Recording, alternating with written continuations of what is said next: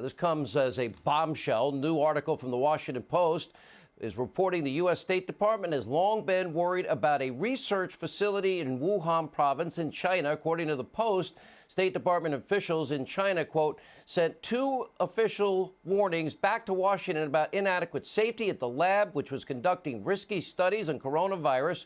Washington Post is reporting that. To date, there is no firm evidence that the current pandemic originated in that lab, but questions are mounting. Here now with the answers.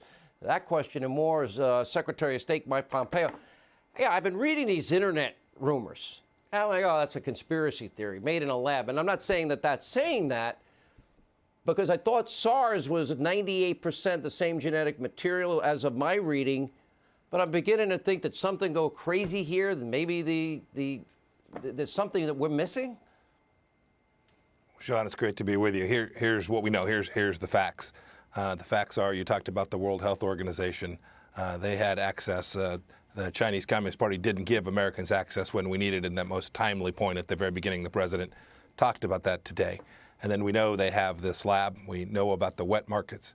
We know that the virus itself did originate in Wuhan, so all those things come together. There's still a lot we don't know, and this is what the president was talking about today. We need to know answers to these things. We still have this virus out there. You talked about trying to get the economy going, not only here in the United States, but around the world. We need answers to these questions. We need transparency, and we need the World Health Organization to do its job, to perform its primary function, which is to make sure that the world has accurate, timely, effective, real information about what's going on in the global health space, and they didn't get that done here.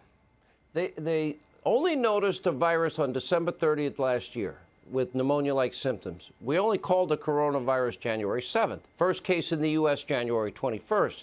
Travel ban and the first quarantine in 50 years in this country, 10 days after the first known case in America. Now, Democrats and the media won't give this president credit. To me, it's incalculable how much worse this would be, how many thousands of Americans did not get the virus and exponentially die. Why don't they get the credit that he deserves? That was a gutsy move, and he was brutalized for it. Sean, it was a difficult decision. The president made the absolute right call. Frankly, he did it in the face of a World Health Organization that suggested that such a restriction was unnecessary. We know that it benefited the world, it benefited America. It's absolutely saved lives. You'll recall, too, that the World Health Organization declined to call this a pandemic for an awfully long time because, frankly, the Chinese Communist Party didn't want that to happen. We need a health organization that's going to deliver good outcomes for the world and not do the bidding of any single country. We need accurate information, transparent information. We didn't get it. The world didn't get that.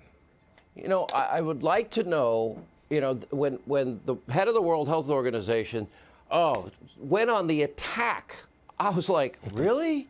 You failed the world. There was that UK study, I'm sure you saw it. 95% of this could have been prevented. You said on this show, if you got a call from China, you would have said, we'll help you any way we can. You even offered to help Iran because it's in the best interest of the world.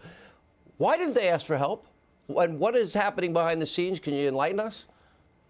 You know, I can't answer the question about the why. We also know about this same time there were those inside of China, medical professionals there who tried to tell the story and were silenced. We know that the Chinese Communist Party has required journalists to leave there. What we need, the Chinese say they want cooperation. We want that too, but to cooperate, you have to have information, you have to have data, you have to have transparency. Those are the elements of cooperation. We still want China to do that. We still need information about what actually took place there. It's not just in the past. This continues, and the need for this information continues to this day. It'll help save lives, Sean. And I only have about 40 seconds. I heard when the president decided 10 days after the first corona case in the U.S. that there were 20-some-odd people talking about the travel ban. I hear not many people agreed with him, if any. Were you aware of that? You know, Sean, I never talk about internal discussions, but I can say this. The president made a decision. He evaluated all the facts out there. It was a bold decision, the right decision, and it saved American lives. The American people ought to know that. I hope that'll get reported widely. I just gave you a chance to tell the story and break news. You didn't do it. All right, Sean, by the way, maybe last next time I said, thanks. You were number one at, where you went to West Point. Last time I think I said you went somewhere else. I apologize, but you were number one in your class. I was a good student, Sean. That's very kind. Thank you.